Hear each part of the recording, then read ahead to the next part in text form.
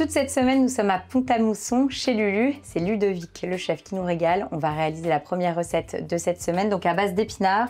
C'est quoi, Ludovic, que tu vas nous faire? On va faire un petit amuse-bouche pour commencer. On sera sur un petit tartare de scampi à la bruxelloise, à base de bière, un petit peu de crème, du beurre, tout ce qu'il faut dedans. Ça marche.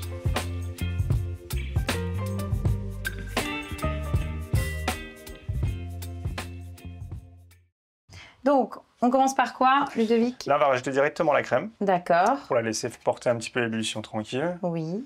Donc, j'avais déjà mis la poêle à chauffer pour gagner un petit peu de temps. D'accord. Donc, tu vas faire chauffer ta crème. Je la remets sur la plaque chauffante. D'accord. Là, ce qu'on va faire, c'est qu'on va préparer l'ail directement. Oui. Et après, on va faire la petite fondue de poireaux qu'il y aura dessus. D'accord. Mais la fondue, je la fais directement dans la crème. Alors, tu as dit poireaux, c'est épinards. Hein. Ah, oui, oui. Donc, tu haches ton ail et on va la mettre tout de suite dans la crème. C'est ça. Donc là, l'épinard. D'accord. Attends, je récupère. C'est gentil. Là, on a un citron. Ah, tu le zestes directement au-dessus. Et on récupère le jus. C'est ça. Enfin, un demi-jus de citron vert. On va rajouter un petit peu de beurre. Donc là, on va être à peu près sur 30 grammes, approximativement. Et on le laisse. Mais dedans, on le laisse. Et naturellement, du coup, là, la crème, elle redescend. Elle va s'épaissir toute seule. Le temps que ça chauffe, on va couper le tartare de crevettes. Donc, on récupère et on les coupe grossièrement. L'idée, c'est quand même, comme un tartare, d'avoir quand même de la mâche. Hein. C'est ça, il faut avoir de la mâche. Pas de la bouillie. Non, non, non, il faut quand même avoir de la mâche. Pas trop non plus, mais un tout petit peu quand même. On va regarder notre crème comme elle est. Normalement, le beurre a bien fondu. Et là, on n'a plus qu'à mixer. Ok, donc là, tu vas mixer. Voilà. Hop, donc là, je vais mixer pas trop grossièrement. Le but, c'est d'avoir encore les morceaux d'épinards qui restent dessus. Ah, tu veux qu'on voit effectivement les petites touches de verre. Ok. Et même qu'on les ait en bouche, ça sera toujours un peu meilleur. Hop. Là, on va juste, parce que l'intitulé, c'était bruxelloise, on va juste rajouter de la bière.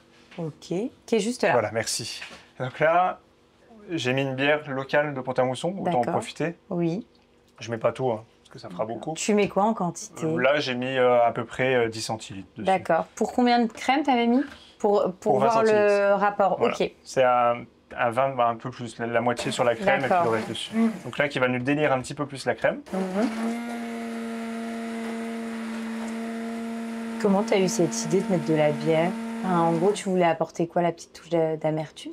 Oui, c'est ça. Puis la bière, c'est la vie.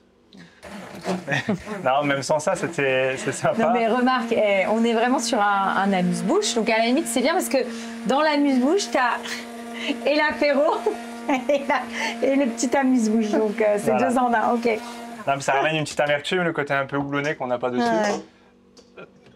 Donc là, on l'a mixé pour vraiment le porter un petit peu à ébullition mousseux. Oui, on voit qu'on a un petit peu de mousse. On le dresse. Ouais.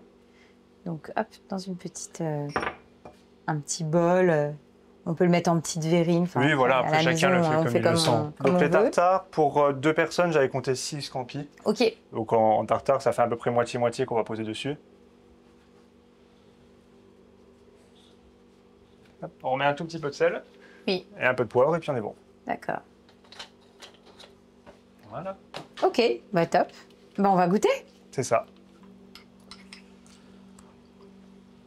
Ah ouais, c'est top. C'est fou parce que, en fait, je m'attendais pas du tout à ça, à cet effet-là. C'est rigolo parce que tu as vraiment la crème, l'épinard. C'est très enveloppant. C'est vraiment plein de douceur. Et tu as la petite touche d'amertume, en fait, de la bière, qui est là pour apporter vraiment du peps. Je vous invite à faire cette recette-là, à la limite, et ne pas dire qu'il y a de la bière à l'intérieur pour laisser un petit peu les gens trouver l'ingrédient parce que voilà, c'est vraiment bluffant le résultat. Et puis je trouve que le petit tartare là, il y a de la mâche, non, c'est top. Franchement, première recette assez bluffante, on va voir la suite. Ça sera quoi d'ailleurs? Alors la suite, on va être sur un baba ganoush. Okay. Pas très connu, on va travailler l'aubergine qui reste encore de saison avec beaucoup d'huile d'olive, beaucoup d'aromates. Et ça va être sympa. Ouais, je connais pas. On va préparer l'aubergine. Ok. Sur une aubergine comme ça, on peut faire 4 personnes dessus directement. Là, on va le faire pour 2. Ça, on se fera plaisir, hein, tant qu'à faire. Hop. Hop.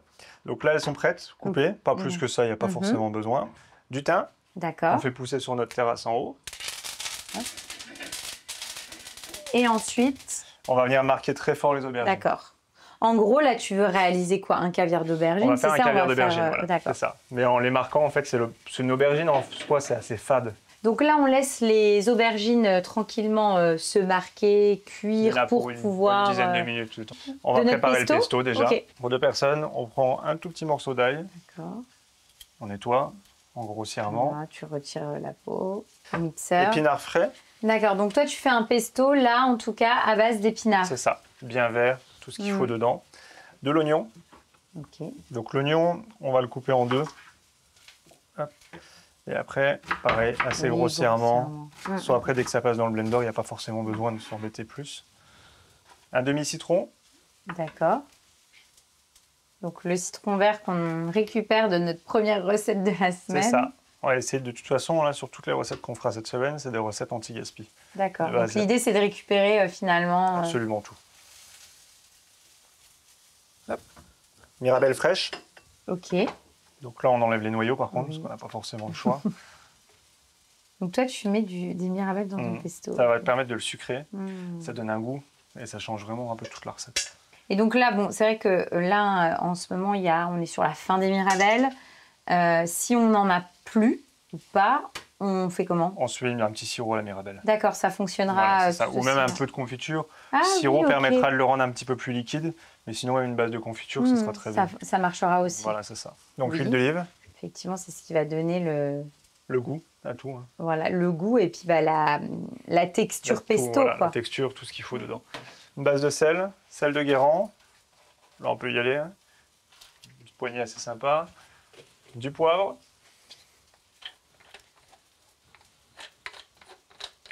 Donc un coup de moulin, un poivre. Donc là, on est parti. On mixe.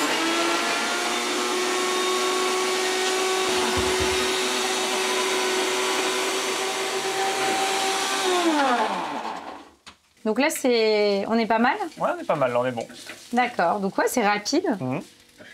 Et donc on va les récupérer et on va le mixer donc, pour faire notre caviar d'aubergine. Vu que vous avez taillé assez grossièrement, on va les remettre sur la planche, on va venir les retailler. Là, ce qu'on peut faire, c'est qu'il y a encore les petits morceaux de thym, on va les remettre dedans. Tu le gardes pour vraiment avoir tout le goût. C'est ça, le goût, il est dans la poêle, de toute façon. C'est vrai. Donc là, je vais venir retailler assez grossièrement. D'accord. Et tu gardes la peau, toi? Ouais, moi je garde tout. Okay. On est vraiment sur des légumes bio. Parce que tu vois, moi, chez moi, quand je fais du caviar d'aubergine, je retirais la peau. Tu sais, vraiment, je gardais juste la chair. Je sais pas pourquoi, je me suis dit que, tu vois, dans la bouche, on allait le sentir. Non, non, pas du tout, là, il n'y a pas forcément. Ah ouais, ok. Hop. Coupe assez grossièrement aussi. Ça se mange froid. Donc ça veut dire que tu me conseilles de le préparer en amont. Voilà, on va dire 2 heures à l'avance. Oui, ce que j'allais dire de 3 heures, je fais le matin pour le midi ou le soir. C'est ça. Et donc là... On remet un petit peu d'huile d'olive dedans. Oui. Ça va rejeter toujours. Et puis l'huile d'olive avec les aubergines, de toute façon, il n'y a rien de meilleur. Donc là, on mixe.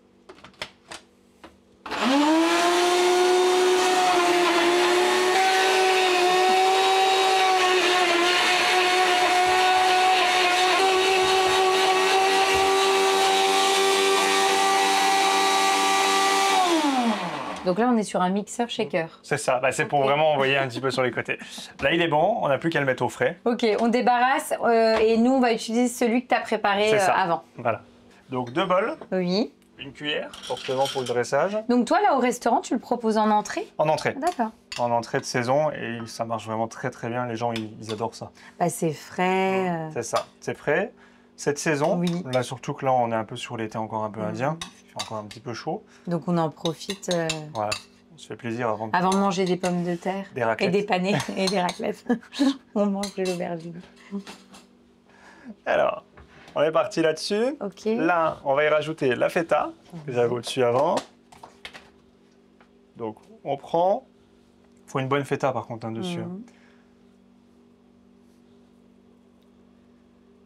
Les olives Kalamata, on divise en 2. D'accord. Top. On va reprendre l'huile d'olive qu'on avait utilisée pour la cuisson. Trait d'huile d'olive. Et pareil, une bonne huile d'olive. Voilà. On prend notre pesto sucré. Oui. Et ensuite, hop.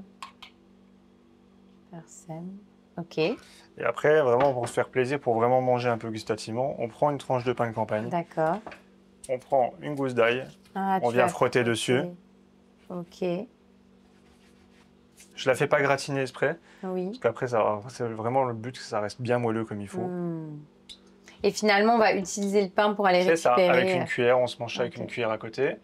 Hop. un petit coup de sel, un petit coup de poivre, et puis on sera bon. Ok, super. Bon, on y va. On y va. Goûte. Donc le but là, c'est vraiment de prendre le pain. Ah d'accord, alors attends, je m'organise. Ouais, ça sera mieux. Je peux prendre un petit morceau de pain. Hop. Et je viens... Du bas vers le haut, on remonte avec tout dessus, bien oublié. Ah bah attends, moi je fais comme ça. Ah oui, c'est un peu plus gourmand là. C'est trop bon. Bon, hein?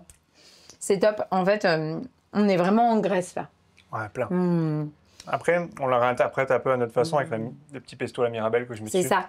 En fait, c'est rigolo parce que l'huile d'olive, l'aubergine, la feta, on est en Grèce et en même temps, le petit pesto là, avec le petit morceau de Mirabelle, enfin, ça se marie super bien. C'est bon, hein? Ça calme un petit peu les choses. L'aubergine qui est assez forte avec l'ail, le pesto qui vient calmer, l'olive Kalamata qui est bonne mais très puissante. En fait, tout se marie bien et c'est long en bouche. Ouais, c'est ça qui est hyper important. C'est très très bon. Et c'est vrai que ce qui est sympa, c'est que, alors nous on l'a présenté en entrée, mais on peut très bien l'imaginer façon apéro, etc. Avec petite verrine, c'est pareil, là on l'a fait vraiment en entrée froide. Petite verrine, ou même en gros plat que tout le monde vient manger. C'est exactement pareil. C'est vraiment très très bon. Je vous recommande de tester cette recette-là. Voilà, fin d'été pour prolonger encore les beaux jours. C'est vraiment la recette parfaite. Ensuite, on va faire une entrée chaude, c'est ça? On fait quoi? Alors, on est sur un petit crémeux de camembert au fuseau lorrain. Ah, d'accord, on passe vraiment de l'été, la Grèce, à un truc un peu plus terroir et costaud. Mais du coup, on va se préparer pour l'hiver, ça va arriver. On entre tranquillement dans la saison hivernale. On commence par quoi? On va faire chauffer la crème. Ok. Donc, on va sur le chaud. Donc, toi, tu avais déjà fait un petit peu chauffer Voilà, c'est ça. Ta casserole. Tu mets en quantité de crème liquide combien? À peu près 50 ml dessus. On la laisse chauffer. Ensuite, on va faire le crémeux. Oui. On va préparer le camembert, je veux dire. Donc au niveau du camembert, tu me conseilles un fermier crémeux qui reste bien quand on le touche. De toute façon, on voit bien que ça ressort. Donc là, pour 2 personnes, on va faire un demi-camembert au grand maximum. Et ça va, le summer body, c'est terminé. Je ne l'ai même pas commencé. Donc là, on met le camembert. En fait, l'objectif, c'est que ça fonde, simplement. Ça. Voilà, ça va fondre. La crème va émulsionner. D'accord. Moi, quand on le fait au restaurant, pour que ça ait vraiment que ça ait encore plus de goût, alors on le fait un peu différemment. Parce que nous, on va le faire entre les 2 services, vu que la plaque est très chaude. D'accord. On l'éteint après le service. On va mettre la crème. On met le camembert. Et on laisse tirer. Et on laisse tirer toute l'après-midi jusqu'à ce qu'on revienne à 18 h. Et du coup, la température est très haute, elle redescend. Là, on voit que ça commence à bouillir. Ok. Donc ça, on laisse. Pendant ce temps, on coupe le fuseau. Par le fuseau lorrain. Le fuseau, on va le retrouver comment? En cru, directement. Donc l'idée, c'est aussi de faire un chaud-froid. C'est ça. Donc voilà, sachant que le fuseau lorrain, c'est un produit de chez nous. C'est une saucisse fumée, hein, c'est ça? C'est ça. Voilà.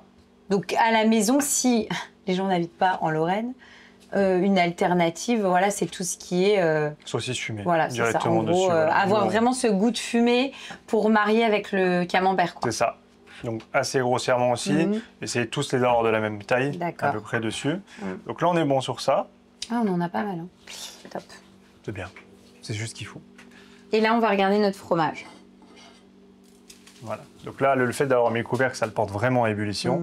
En tout, il y en a... Alors, nous, on le fait plus longtemps. Si vous n'avez pas forcément le temps, en 5 minutes, c'est prêt. Donc là, c'est bon.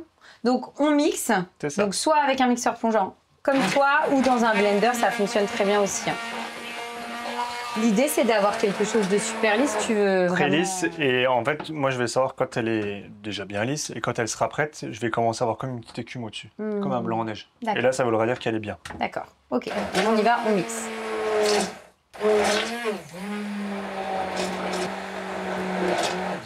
Voilà. Là, on est bon.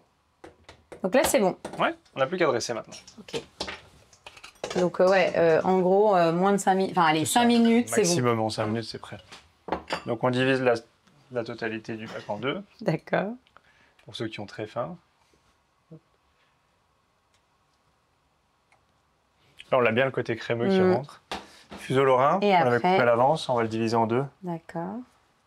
Pour le petit côté déco, on va rajouter des petites pousses de petits pois que j'ai là. Oui, un peu de verdure quand même. Voilà, bah, au moins on dira qu'on a mangé des légumes, quoi. On se donne bonne conscience. C'est ça. Un tout petit peu d'huile d'olive. Histoire de dire que d'alléger légèrement la préparation. Pas forcément, ça va vraiment donner du goût.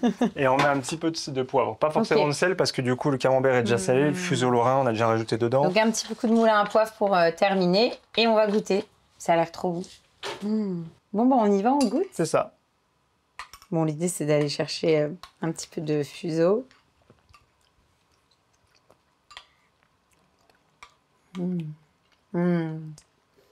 C'est top. En fait, on est vraiment...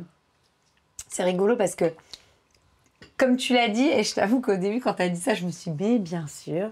Tu m'as dit, ouais, tu verras, c'est très léger. Oui, oui, oui. C'est vrai que, bizarrement, la crème apporte au fromage un côté crémeux et donc un peu plus léger que le fromage habituel. C'est vraiment bon. Et puis, bah, avec le mariage fromage fumé, ça marche très, très bien. Je trouve que ça peut être une alternative qui est sympa. Tu vois, on mange beaucoup de raclette, de tartiflettes en hiver, des choses vraiment montagnards. Ça, c'est une bonne alternative avec une petite salade, des pommes de terre. Tu vois, ça peut être vraiment, ça fait un repas complet. Et je trouve que c'est hyper rapide et facile, donc top. Franchement, belle recette, belle idée recette. Merci.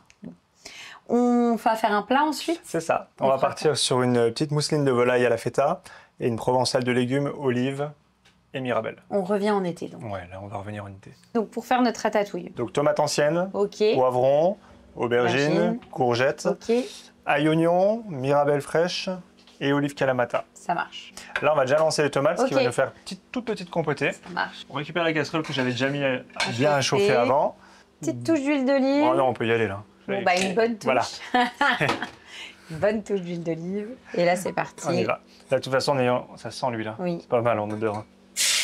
Et là, on met donc toutes nos tomates. Et là, on va les laisser compoter tranquillement pour débuter la ratatouille.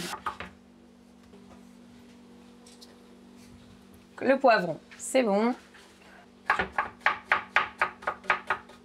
Donc là, la courgette. Hop. Et donc, on termine avec l'aubergine. Voilà, c'est ça.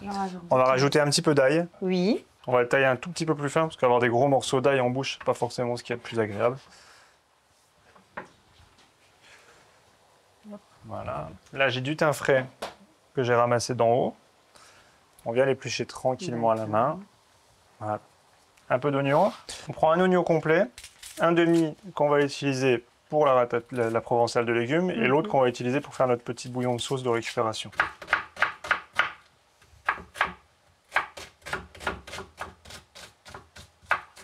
Pas forcément avoir des gros cubes, mais quand même assez grossiers.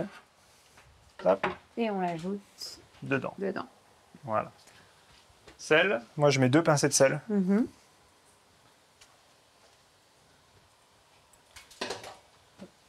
3 coups de moulin. Un petit coup de moulin à poivre. Et ce qu'on va faire, quand c'est comme ça, pour vraiment faire tout compoter, on va recouvrir avec une casserole ou une assiette dessus et puis on est tranquille. Et on va le laisser compoter tranquillement. Ça. Et puis après, on va commencer à démarrer notre petit jus. Oui. Et on commence la mousseline aussi. On prend le demi-oignon qu'on avait gardé tout à l'heure. D'accord, donc comme ça. Hein. Voilà, on va vraiment le laisser très fortement griller. C'est vraiment la base de la sauce, ça va vraiment donner beaucoup de goût. Et ça va vraiment nous donner le fond de la sauce directement.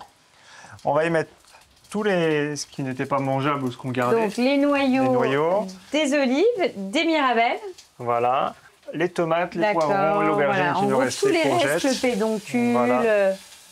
Et ça va vraiment être notre fond de sauce dessus directement. On va le laisser griller un tout petit peu. On laisse ça comme ça. Je le ressale un peu, une petite pincée de sel, pas de poivre pour l'instant. Et après, on va le mouiller un tout petit peu à l'eau. On n'aura plus qu'à le mixer et on le passe au chinois pour vraiment enlever les impuretés pour que ce soit bien lisse. Donc pendant que c'est en train de cuire, on va faire notre ballotine. C'est ça. On va prendre un œuf en fait. Hop. Et sur l'œuf, du coup, on va récupérer le blanc pour le monter en neige et le jaune, on va l'incorporer directement à la chair. D'accord. Donc là, tu finalement vas monter ton blanc en neige et là, on récupère le jaune que tu mets tout de suite avec ta chair. Voilà. Hop. Donc le blanc, on va le monter. Notre sauce a bien grillé. On va mettre un petit peu d'eau dedans, un fond d'eau pour la laisser réduire. Donc tu mouilles à hauteur. Un peu, voilà, pratiquement à hauteur. Hop. Donc là on est bon. On va le mettre en première vitesse. On va juste mettre un peu de sel pour le serrer. D'accord. Ça va nous permettre de vraiment compacter nos blancs en neige. Et là on est bon. Voilà. Comment on sait déjà si c'est bon? Quand on laisse, il doit faire un petit bec. Hop. Donc là, on est bon dessus, ils sont bien montés comme il faut. Là, c'est bon. On y incorpore notre volaille farcie 2 fois. Ouais, avec le jaune, Voilà. et tu mélanges. Tout doucement pour pas casser le blanc d'œuf. Moi, je le fais avec les doigts, c'est pour vraiment avoir la texture qui va bien remonter. Donc là, avant cuisson, on va sur quelque chose qui va être très très mousseux. Et une fois cuisson finie, ça sera complètement différent. Donc là, l'idée, c'est de finalement la mettre sur un film alimentaire pour pouvoir lui donner la forme de ballotine. Ça, on le prépare en avance. Pas forcément, parce qu'on peut la passer tout de suite en cuisson. Oui, ça va partir en cuisson directement après. Donc cuisson bain-marie. Parce que si on prépare à l'avance, le seul problème qu'il y aura, c'est que le blanc va retomber. C'est pas forcément ce qui est voulu dessus. On l'étale un tout petit peu. On va faire un creux. Ce qui va nous permettre de pouvoir mettre notre farce, notre feta directement dessus. D'accord. Donc pas besoin de faire une farce sur la feta. On prend directement les morceaux.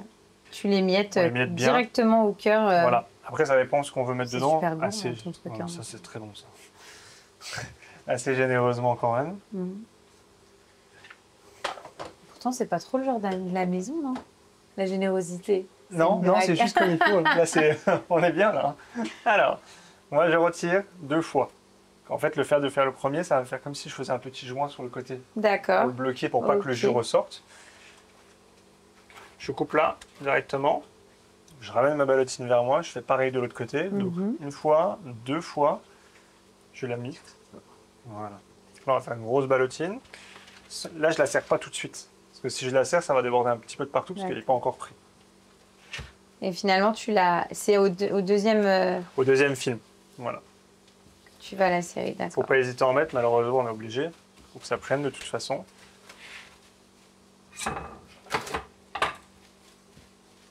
Il faut redire, je les mets au bain-marie. Donc là, on les remet au bain-marie pour les réchauffer. D'accord, pour les remettre à température. Voilà, et donc, nous, on va ensuite finir notre jus. Donc, tu mixes. Et puis là, tu as finalement tous les petits légumes qui vont libérer leur goût. C'est ça, tout va être dedans. Hop, là, on a pas mal. On va le passer au chinois directement. Ouais. Moi, ce que j'aime bien faire, c'est pour avoir encore un peu plus de jus, c'est que je repasse encore directement dessus. Pour vraiment avoir quelque chose de lisse comme ça qui va ressortir. Hop. Donc là c'est bon. Tout ça, on va le mettre en plonge après. Là, on a notre jus. D'accord. Qui est bien lisse comme il faut dessus. Okay. On va le laisser juste réchauffer. D'accord, on le laisse sur le coin du feu, le temps de récupérer finalement notre provençal de légumes, notre ballotine, on dresse et on goûte. C'est ça. Mirabelle et les olives, je les ai pas mis tout de suite. La provençale est vraiment cuite, elle est très bien. Comme ça, il n'y a pas besoin de rajouter plus. Et là, tu les rajoutes au dernier moment. Dernier moment dedans. Et on est bon, on n'a plus qu'à dresser. Donc là, on va essayer de retirer au maximum le jus dessus.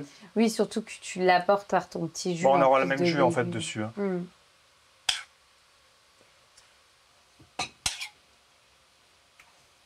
Ouais, c'est vraiment sympa. En plus, tu vois, visuellement, je trouve que c'est... Il y a de la couleur, la noisette. Ouais, c'est ça. On est encore sur les belles couleurs de l'été, tu vois. Ah bah, il faut en profiter parce que bientôt, ça sera fini, je pense. Hein. Et donc là, ensuite, tu mets tes différents... Voilà. Là, je compte 3 par personne à peu près. Ça sera assez. Je mets toujours un petit peu de déco, 2-3 pouces dessus, pour avoir un petit côté un peu végétal par au-dessus. Un peu de graines de sésame. D'accord. Ça va ramener un petit peu croquant. Et après, on vient juste napper sur la viande. Pas forcément le jus au-dessus. C'est ce que j'allais dire. Là, c'est vraiment juste des petites touches sur la viande. Voilà, toi. Bon, bah, on va goûter. On y va, on goûte? On y va. Allez, c'est parti. Bon, moi, je vais aller récupérer un petit morceau de ballotine avec la feta, forcément.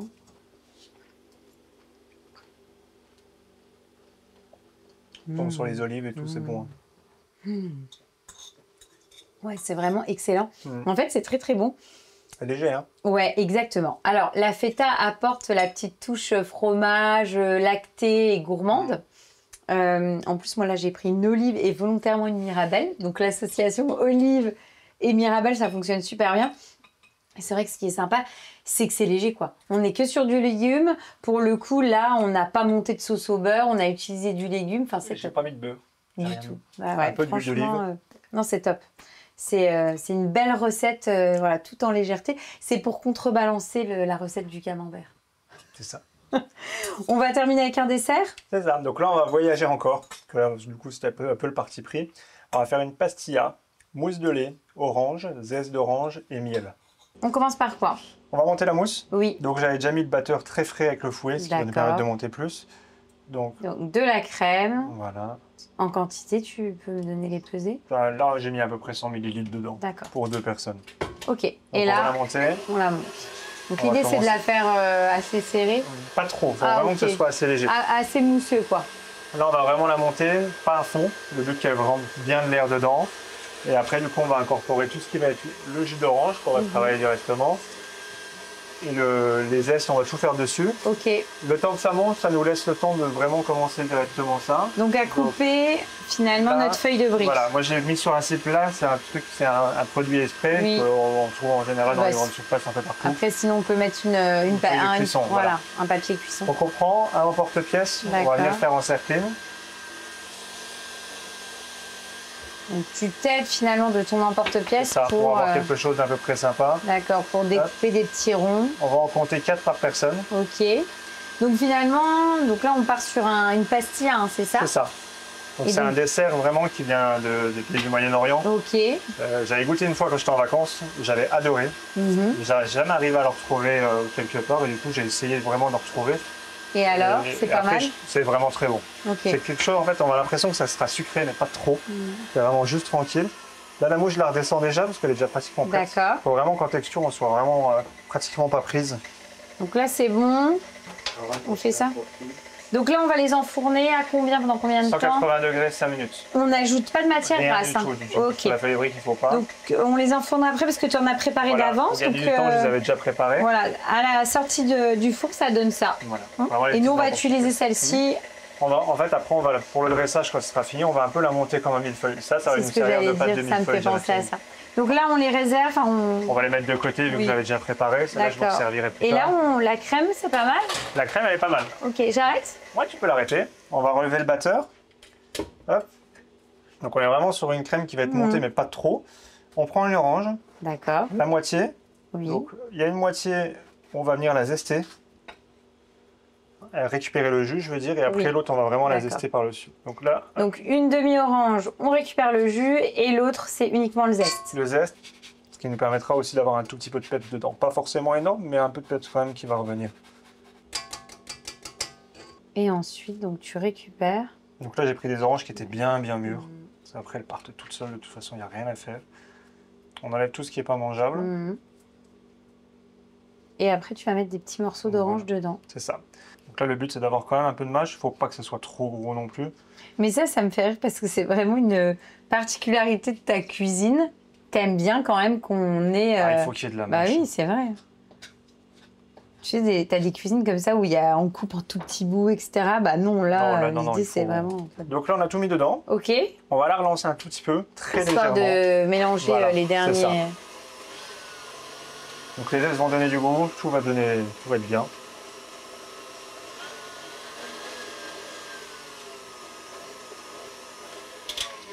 Et on est bon. Super. On a la crème montée. Donc le but, c'était pas trop de l'avoir montée très forte. Là, on est vraiment sur quelque chose qui va être très léger. Ok. Qui sera pas mal en bouche. Donc c'est bon. Et puis on n'a plus qu'à dresser. Ok. Donc je fais un petit point de colle en dessous. Oui. C'est pour maintenir la première feuille. Tout maintenir tranquillement. C'est pour pas que le dessert, au moment du service, il parte se promener.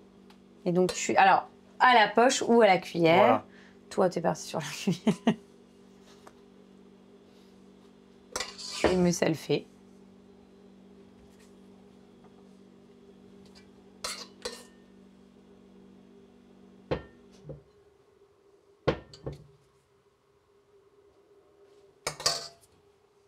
Et tu vas mettre combien de... Sur 4 étages comme ça. D'accord. Okay. C'est pour ça qu'on avait fait 4 feuilles dessus. Ouais, on est vraiment sur un esprit un peu millefeuille. Mais c'est un dessert qui va être très peu sucré. À part le miel qu'on va rajouter après, mais hors le miel, on sera vraiment quelque chose de très léger. Là, je l'ai pris plus le miel là, plus en fleurs, non raffiné. Ok. Et je viens juste le déposer par au-dessus. En fait, c'est au moment où tu sucres, c'est à ce moment-là, quoi. Voilà, c'est ça. C'est ça qui va nous ramener le côté sucré.